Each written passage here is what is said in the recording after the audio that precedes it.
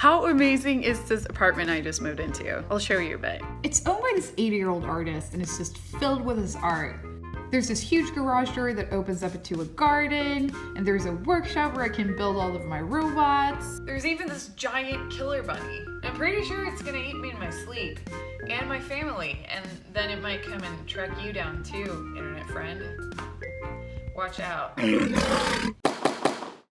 Cue the sentimental music. Simone, who's editing this. Yeah, that works. I realized last week that it was a year ago since I published my first shitty robot, and I just wanted to share a little bit what this experience has been like for me. And yeah, this is a very sincere video. Zero jokes, so bear with me. Let's go back a year to 2015. I was living in San Francisco and I was fucking miserable. I had this job that on paper was great, but I was bored out of my mind. And I just remember being like, yeah, maybe this is what life is like. Maybe my expectations were just too high. But at the same time, I was like, no, I don't want this to be what life is like. I try to trace back. When was the last time I was really excited about something? And there were two things that got me excited. One was building things for myself. So I was building things for work, but I realized that wasn't the same thing as when it was something that I felt ownership for. And the second one was making videos. And I'd had this dream for a long time that I wanted to make a kids show about electronics.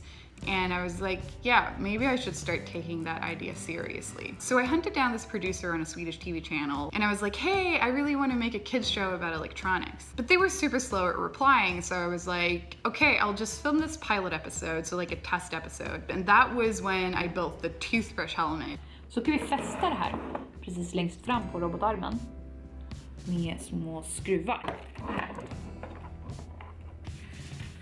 Bra. Så. Det här är det viktigaste. När man är uppfinnare så måste man lita på sina egna uppfinningar. Nu litar jag på den här. Nu ska jag bara koppla in strömmen. Aj! Vi ses nästa vecka! So I sent it to them and they didn't reply. So I waited and then I waited a little bit longer and they still didn't reply, and I was like, hey, at least I gave it a shot. Gosh, it's all picked apart right now. It looks really miserable. This toothbrush has been in so many people's mouths. I never tell them. I still had this toothbrush helmet and I was like, what am I supposed to do with it? Am I supposed to just throw it away? But instead I filmed this 7-second clip of it working, and I posted it on YouTube and I put a GIF of it on Reddit, and I didn't think much of it. But then I checked in a couple of hours later and it had gotten like 500,000 views. And I was like, super cocky and proud of myself and this ridiculous project. And I remember just being like, okay, this is it. This is life peaking. There were so many times during this year that I thought that like, okay, this is life peaking. And then it's just kept going. Motherboard asked me if I wanted to build another project and write an article for them about it. And that was when I made the breakfast machine. It's actually a kind of funny story because I filmed the video of the breakfast machine and I wrote the article, and once again they were super slow at replying, and I was like really anxious. I just wanted to get it out there. So I even sent the editor a potato. There is this great online service, it's called Potato Parcel, and you can send people potatoes. So basically they write a message in the address and a post stamp and they get a potato. They posted it and it got like 5 million views within the first day, and I was like, okay, this is the peak, this is it. At this point, I decided to quit my job in San Francisco, and not because of all the shitty robots, but just because I felt that it didn't get me excited. So my game plan was to cut down on all external costs. So I moved back to Sweden, I lived off of 0.5 gigabyte of data a month. It just didn't add up for me because I cherished my time more than the salary, and I would much rather live off of less money than having to spend a lot of time on something that I didn't like. I was planning on just doing some freelance work and give some workshops, but at the same time have a lot of hours every week that I could spend on things that I was enthusiastic about. And that was where the wake-up machine was born.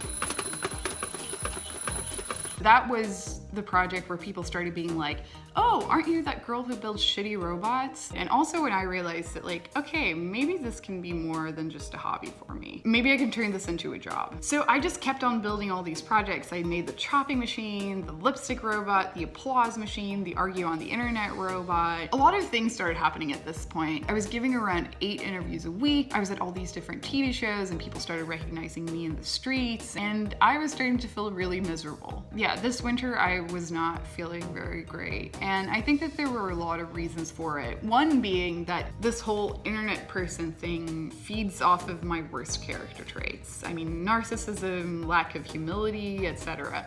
And it's something I still think a lot about. Is this turning me into a better or a worse person? Fortunately, my mom has worked in this industry for a long time. I mean, she's been a TV host for almost 20 years, and I've been so lucky to just be able to fall back on her experience. It's kind of a funny story, but I remember asking mom about it, and I was like, how do you deal with people wanting to take photos with you, and people giving you a lot of praise, or guys who would never otherwise hit on you suddenly being super keen? And she said the funniest thing. She was like, Simone, in situations like that, I just picture myself having the world's biggest boobs. And I was like, what? And she was like, yeah, being a public person is as vain as having huge tits. And it makes some people want to take photos with you, it makes some people want to sleep with you, but it doesn't actually say anything about who you are.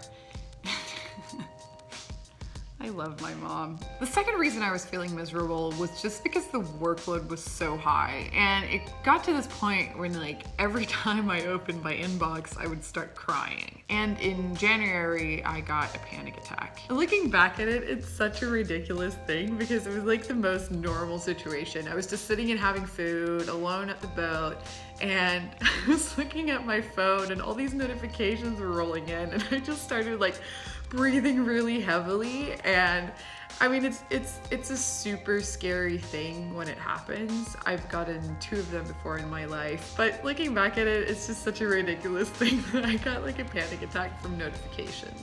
I've turned off all notifications from my phone since then.